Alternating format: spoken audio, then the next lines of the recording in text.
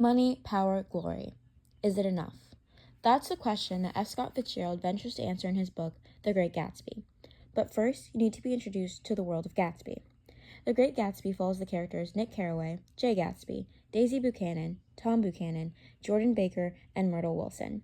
Our narrator, 29-year-old Nick, has just moved to the wealthy West Egg of Long Island, New York. While there, he hears whispers of a mysterious man by the name of Jay Gatsby, who throws lavish parties. Eventually, Nick befriends Gatsby and finds out that he throws parties just to get the attention of Daisy, Nick's married cousin, and Gatsby's first love. Daisy and Gatsby eventually start a love affair that's doomed from the start. Throughout his story, Fitzgerald uses imagery of overabundance to reveal the reality that wealth cannot buy dreams. Tom and Daisy were careless people that never had consequences to their actions. They come from old money and live in luxury, but they're both unhappy, showing us that money cannot buy dreams. They were careless people, Tom and Daisy. They smashed up things and creatures and then retreated back into their money of their vast carelessness. Fitzgerald 191. Daisy stays in an unhappy marriage and at the end chooses comfort over her true love, revealing dissatisfaction.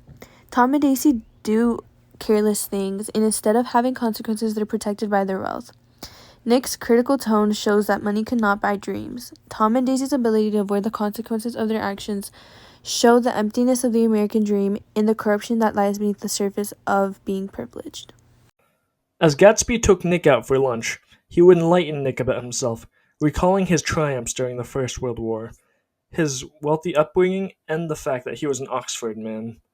An Oxford man? You know Oxford. Concluding his story time with Nick, Gatsby justified all the information, telling Nick, "I'm going to make a big request of you today, so I thought you ought to know something about me.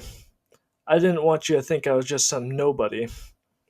Throughout this sequence, Gatsby, with the intention of asking Nick to be his wingman, shares false stories of his past, telling Nick bold-faced lies in hopes of proving his wealth to Nick.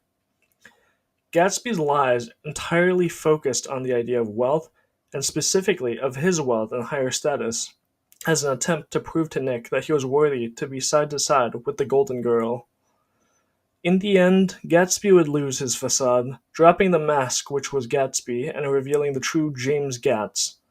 Despite this, his wealth remained, yet Daisy lost her obsession with Gatsby, revealing that even though Gatsby still has money, he would never end up achieving his dreams of being with the Golden Girl. After Daisy hit Myrtle with Gatsby's car, Gatsby stayed awake, restless, fearful of what Daisy might do if he were to let go of her. While Nick stayed with him, he recalled the first time he had gone into Daisy's house, and the night they slept together. Knowing the background she came from and the riches she had, he let her believe that he was a person from much the same strata as herself, that he was fully able to take care of her. As a matter of fact, he had no such facilities. He had no comfortable family standing behind him. He was liable at the whim of an impersonal government to be blown anywhere about the world. Gatsby lets Daisy believe that he belongs in her social class and can provide her stability. Yet, in reality, he lacks the wealth and security that comes with old money, like the money that Daisy comes from.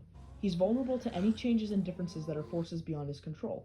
This signals that his wealth is fragile and cannot grant him the dreams he wishes for. Despite all of Gatsby's riches, he can't buy the dreams that he hopes to achieve with Daisy, which is their old love. This quote displays how the wealth that Gatsby has is performative and a poor attempt to reach back in the past and repeat history.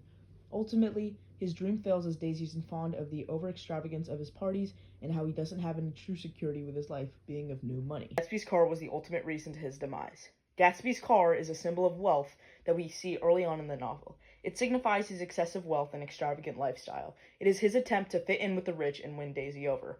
However, this car was the direct cause of his own death. This was the car that crashed into Myrtle Wilson, sending George Wilson spiraling, which led to him killing Gatsby out of rage. The symbol of the car representing his overabundance and riches fell apart, unveiling his insecurity and ruining the dreams that he sought out to buy. Instead, they then symbolize his downfall and his death.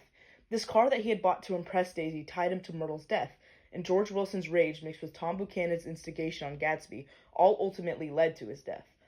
The wealth that he thought could buy Daisy's love was tainted, and his world fell apart, displaying that wealth cannot buy dreams. Gatsby sought out a dream life for himself, and to achieve that, he thought he had to buy extravagant things to impress and win over Daisy. Though he had the money to buy all the flashy things to get Daisy's attention, he still wasn't able to impress her and live out his dream of being with her. In conclusion, money cannot buy dreams. It cannot buy Daisy's love. It is clear that Fitzgerald is trying to teach us as the readers that wealth and money cannot buy happiness, and instead it drains life.